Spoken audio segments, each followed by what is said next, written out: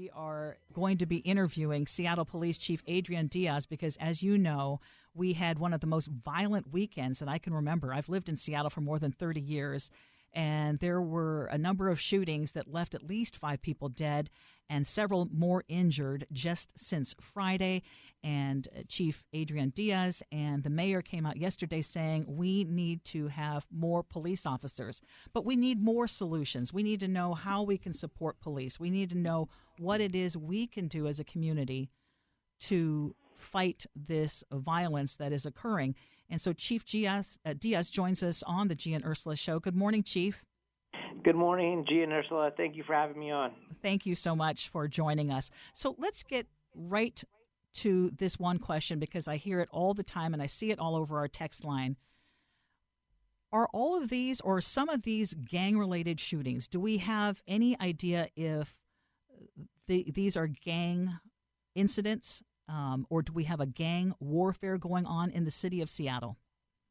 No, it's very hard to determine all of the shootings, and some shootings we sometimes don't have a victim or the suspect in custody, so it's very hard to determine whether those shootings are gang-related.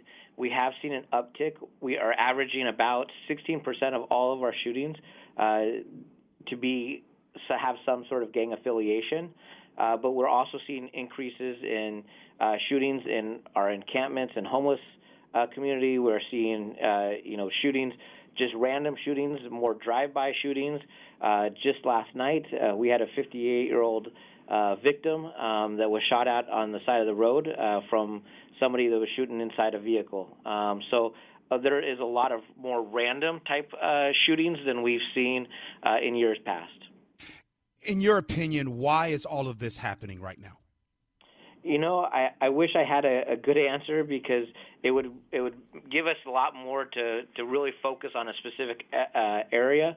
But, we know that COVID hit. A lot of people were locked in their homes, and we find ourselves as people starting to come out and get around. I think that people's tensions are up.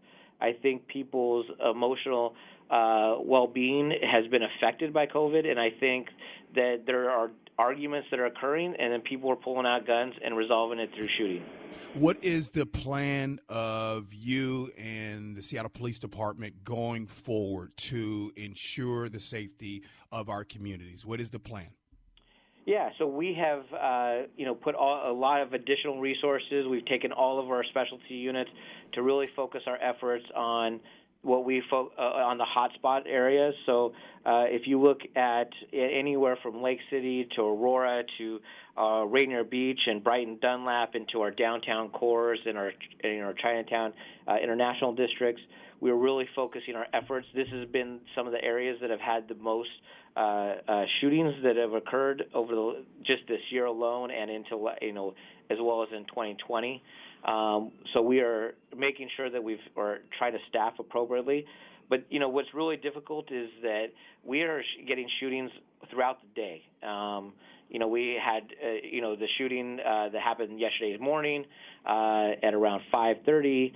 We've, have more random times of shootings rather than it just being like a nighttime issue.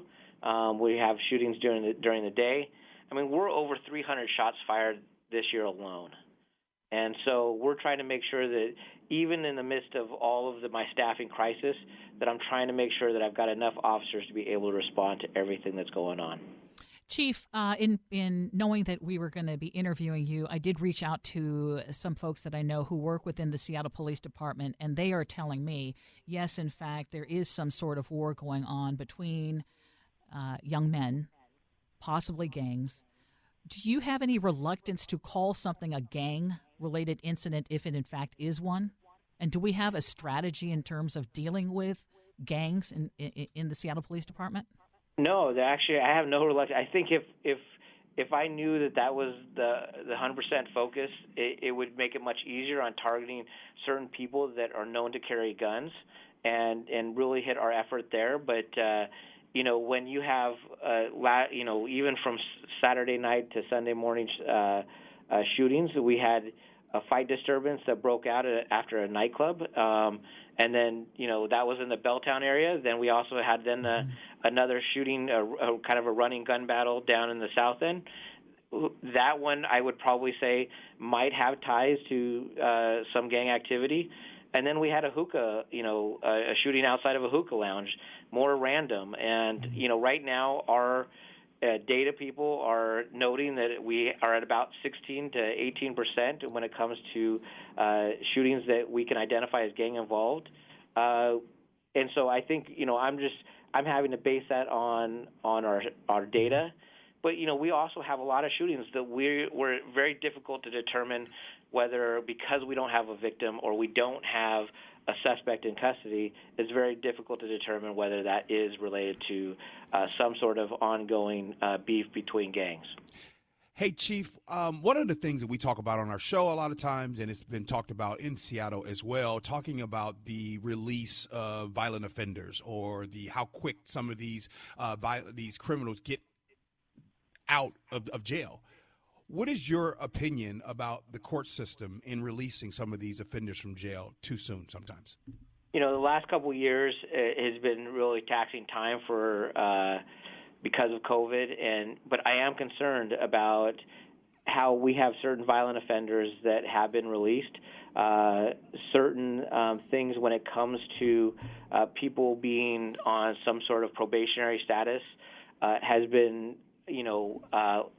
some of the standards have been let up a little bit, and I am concerned because we do have people that are preying on our community that have committed multiple felonies and violent felonies at that, and we need to make sure that we protect our community as well. And so, and having sometimes those people in custody is extremely important for the safety and well-being of everybody.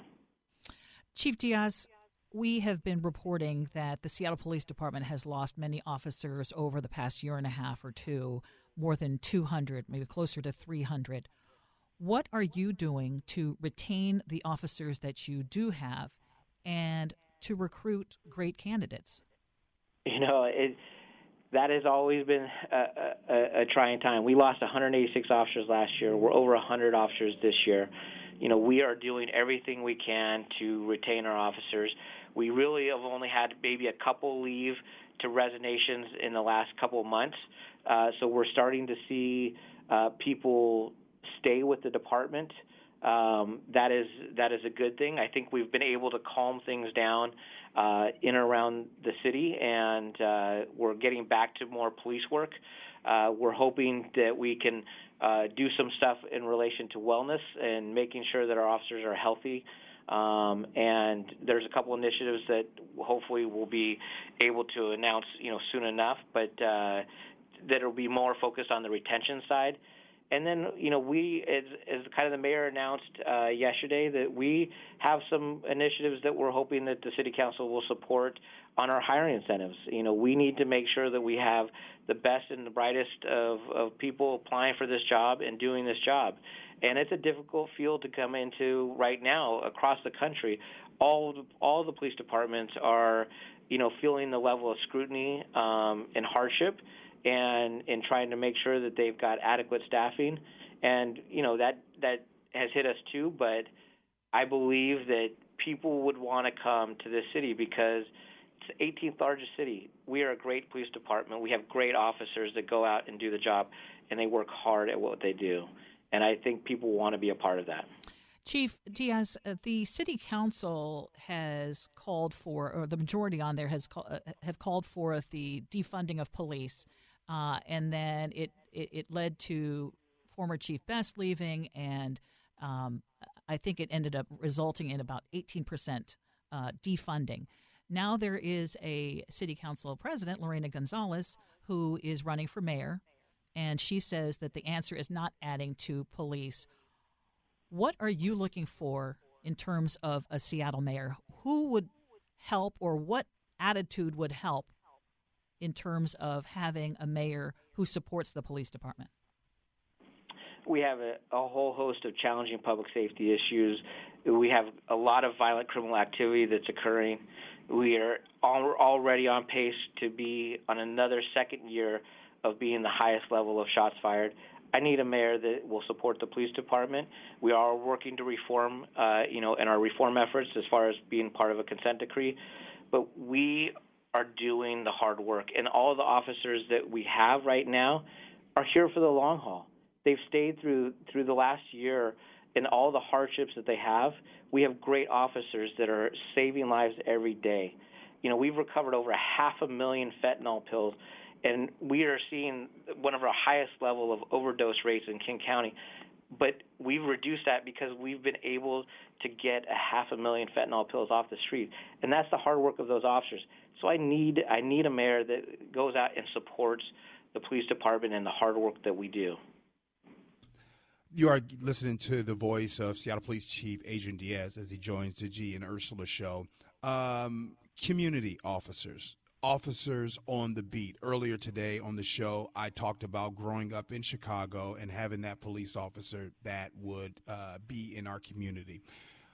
How does it look? Is it possible going forward? Is there a plan going forward as you get ready to add additional police officers to go back to that type of deal, a police officer in the community, an officer that's on the beat, sir?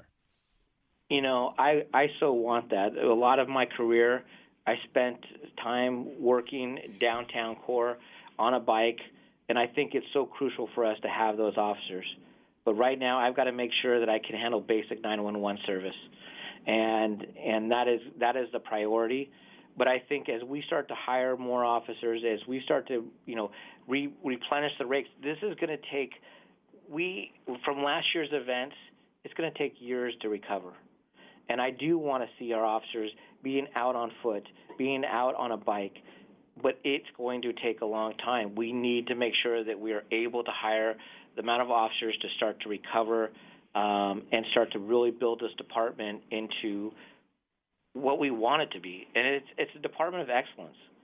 And so I just knowing that I really want to get back into that community engagement, I'm already building a relational policing model that will bring officers in prior to their academy time and really kind of work with them on building that community connections.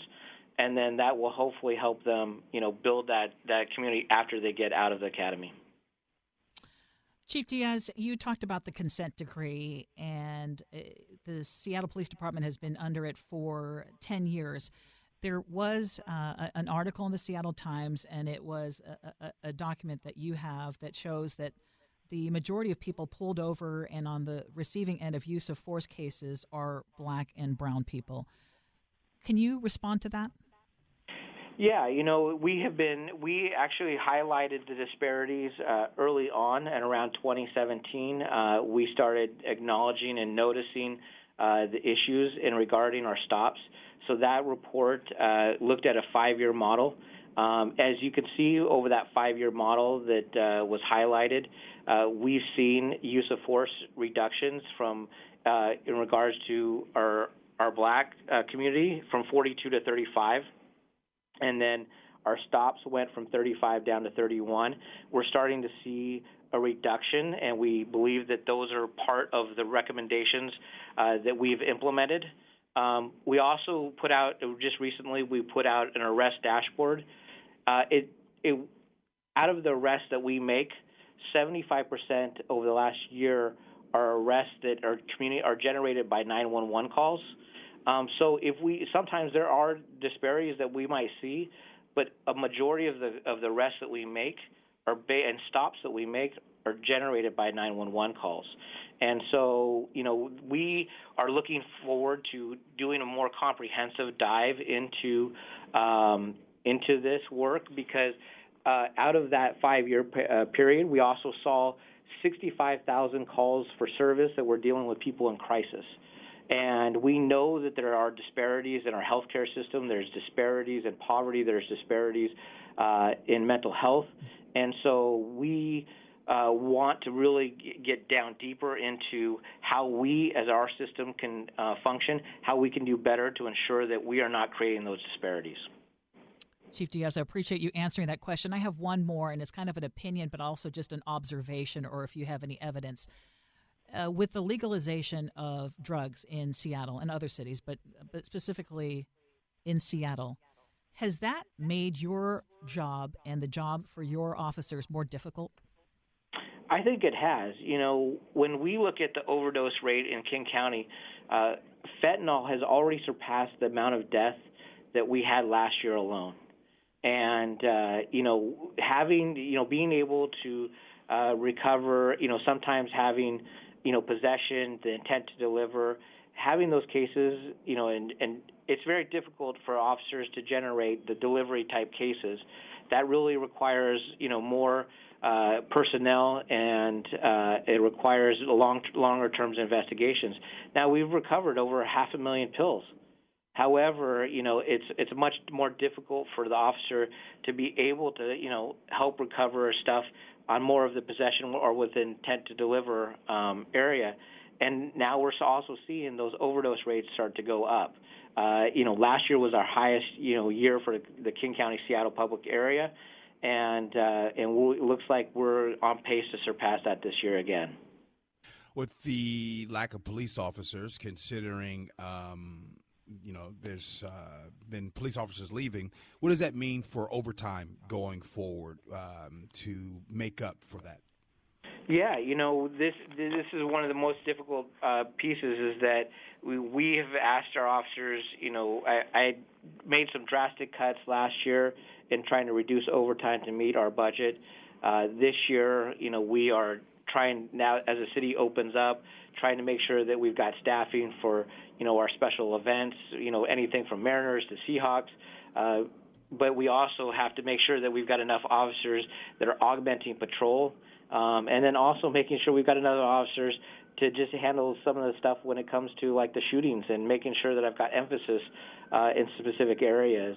But we also know that officers are tired and they're burnt, and they're not taking those overtime opportunities because of being tired, and we got to also make sure that we recognize their wellness, and that's the reason why it's so important to have a lot more officers so we can give officers breaks, and then also make sure that we've got the staffing so people can take time off, and so I also have to look at it from the wellness side to making sure that our officers are healthy as well.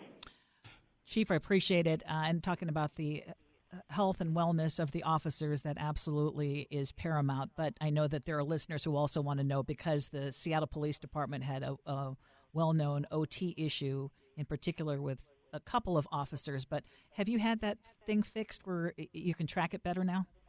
No, we are still, working on a solution with it. It's a software solution. We're still working towards that. But what we have done in the interim is we are checking officers and their amount of overtime on a regular basis. So we actually meet as a command staff, and I'm getting updated 2 times a week, and then all of our commanders are staying completely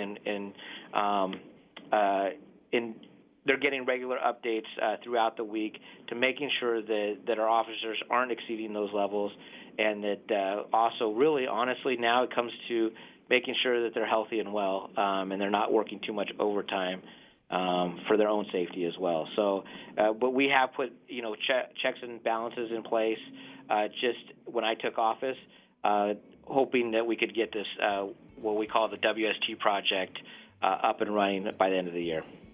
Chief Diaz, we appreciate your time. You have your work cut out for you, and we always appreciate that you are willing to come on the show and answer all of our questions. Thank you so much.